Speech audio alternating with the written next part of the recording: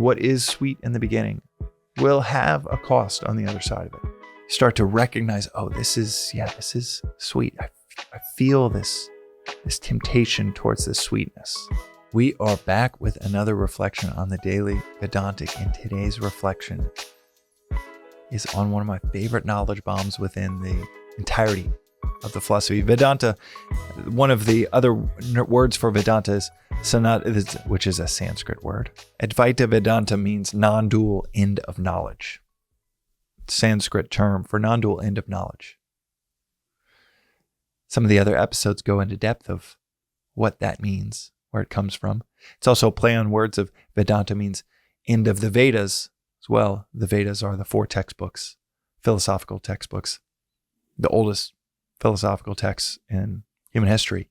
And at the end, the Upanishads are that's where the highest philosophy of the books are located. So the end of the Vedas is where the Upanishads are. So it's synonymous with the Upanishads.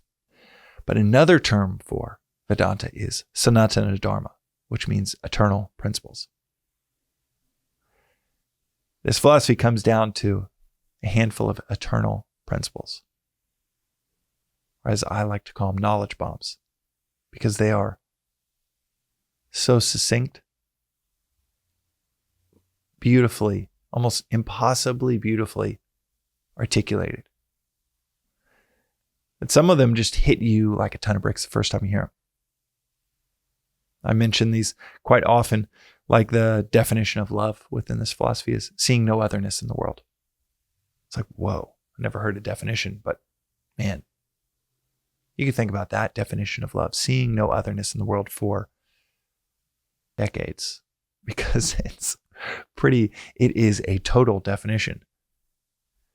It's not feelings for another person. But the knowledge bomb that I want to talk about today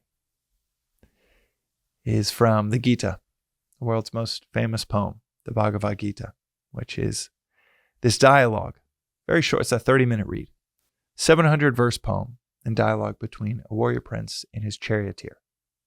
This warrior prince, Arjuna, most famous warrior prince in the land, right in the midst of this great civil war, he's having this breakdown and he's having a conversation with his charioteer in the middle of the battlefield, in the middle of this civil war. A battle and a war that's been 13 years in the making, and the most famous warrior prince who's been training his whole life for this is now breaking down right before it begins. And he's having this conversation with Krishna, his charioteer, who ends up being the symbolic embodiment of God. So it's this conversation, this dialogue between this prince breaking down in the middle of this battle and God. So beautiful, and the entire philosophy is within this.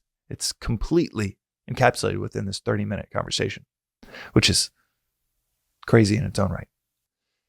Another little factoid on the Bhagavad Gita, by the way, is it's right, not only is the conversation taking place in the geometric center of the battle, right in the middle of the battlefield, it's also the geometric center of the larger Mahabharata, the epic that covers the entire 13 years, the entire journey and adventure that is culminating with this conversation right in the middle of it, with this battle, this conversation, and this philosophy. And one of the knowledge bombs in the Gita that I think about so often, this beautiful articulation of that which is like nectar in the beginning is like poison in the end. And that which is like poison in the beginning is like nectar in the end.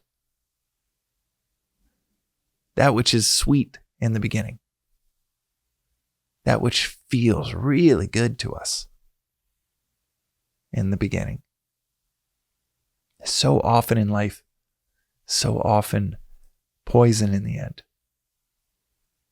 It's a knowledge bomb that makes you think and question, okay, is that true? Is that true in my life? I'll speak from my experience that it is so spot on. The things that were sweet in the end were, maybe for the first dozen attempts, quite bitter. Several weeks, maybe. Several months. the beauty of a relationship with a child, it can be quite disruptive in the first few months, maybe the first few years. But there are few things like it on the other side of what can be pretty rough. Birth is one hell of and this is just from the husband's perspective, as my wife would probably concur, one hell of a rough experience. But something quite beautiful is right on the other side. Same could be said for the first 6 weeks. My co-founder in Magic Mind, William, they just had their first child last night. And I know he's in it. He's in the midst of it. Especially the disorientation of having to sleep on those chairs in the hospital. But what is like poison in the beginning is sweet in the end. And what is like nectar, what is, some translations have it as what is sweet in the beginning, is like poison in the end. Some translations will say bitter.